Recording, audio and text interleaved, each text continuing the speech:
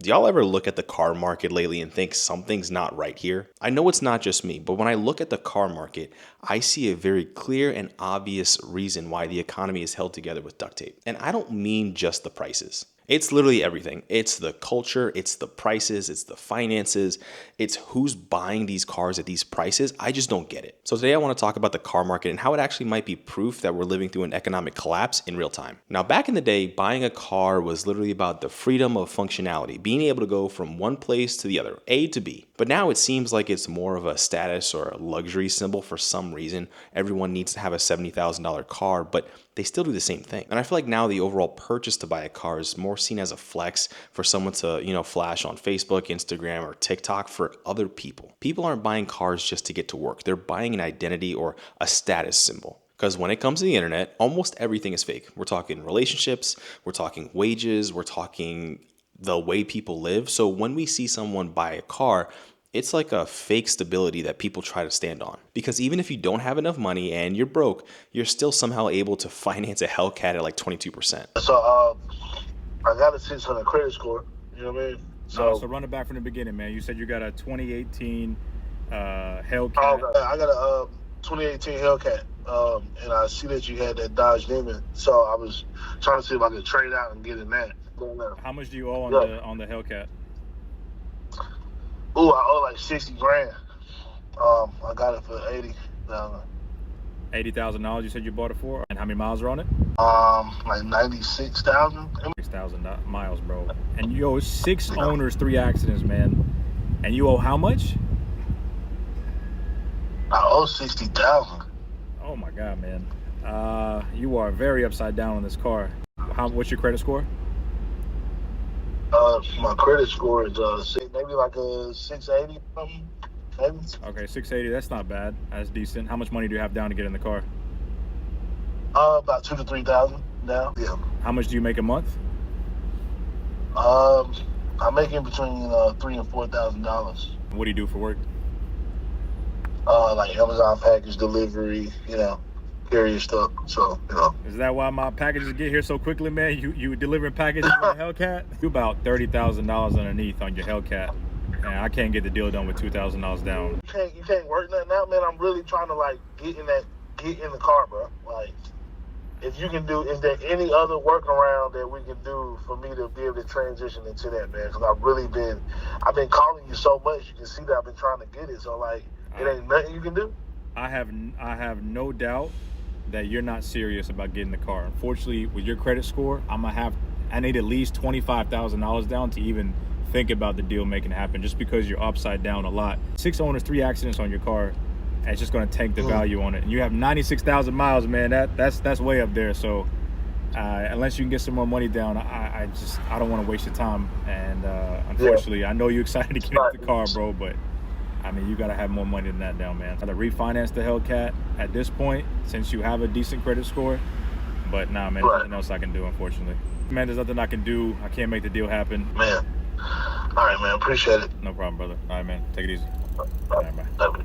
And that on its face is not a car problem. It's more of a culture problem. See, bad financial car loans are now seen as a normal. People who literally can't afford the car but somehow are able to get approved for the car loan. And that leads into a culture of people making financial stupid decisions, ones that they can't afford. See, even though dealers know that you can't afford the car, they'll probably do whatever they can to get you to drive it off the lot. Because at the end of the day, they know that you want to buy it and they know that lenders will approve it. So it's a win-win for them, but a loss for you. And the current prices that we're seeing cars, we know that the overall market is on borrowed time. Cars are overpriced. We're seeing Honda Civics selling at $60,000. I don't care how colorful it looks or how fancy it is. It's a Honda Civic. Having a higher interest rate and having a longer lease term literally means negative equity is going to be built into whatever structure that people are purchasing at. And no one wants to slow down or even bring up the conversation because everyone's doing it. And normally the used car market was actually seen as a safer bet. You would get a relatively new car and you wouldn't have to worry. You can get it pre-approved from the dealer, vetted and all of that. But now used cars are almost just as much as a new car. Because the moment you drive either of these cars off the lot, you're immediately talking about a depreciating value. The moment you have your name on the dotted line, it's almost negative 30%. And because of the pandemic and this false scarcity that was happening at the time, we were all of a sudden purchasing cars at a higher price. I mean, when you think about it, people drove less. So how did that work out? And when you bake that into the equation, you're having people who realistically overpaid just because they bought at the wrong time. And instead of balancing this market and trying to act like this isn't normal, we're trying to normalize it. But still, now more than ever, you're seeing business gurus and influencers still flexing vehicles like that weird Lamborghini truck that looks like a broken RAV4. But understand that on the face of this, most people are purchasing vehicles at a negative loss. There are plenty of stories on how people purchased a whole bunch of cars over the past few years just to try to lease them out on Turo just to know that it's like a negative business and everyone was losing money, and now they're trying to sell it back to dealers. Because I don't know about you, I refuse to believe that someone is paying $70,000 for an SUV for their family. Because we have the numbers, most people don't make that much money. And if we were to equate this to a monthly payment, we're talking about $1,000. And that's just for the car. That's not for the insurance, the gas, the maintenance, and any other problems. Most people in this economy can't afford to upgrade to this new standard. Cars are just overpriced. I feel like most people are either taking Uber or driving for Uber. And it's not like these car manufacturers don't know this. Right now, they're trying to squeeze as much from every person as they can. I saw an article on how BMW is shifting to this subscription-based model for things that were already built into the cars, for like heated seats. I saw it being like $15 a month. And when you think about that, that's just a DLC for your car for something that you already paid for. 10 years ago, we were simply telling people to not buy a car because it's seen as a depreciating asset or just an overall liability. It's something that sits outside and is immediately worthless once you drive it off the lot.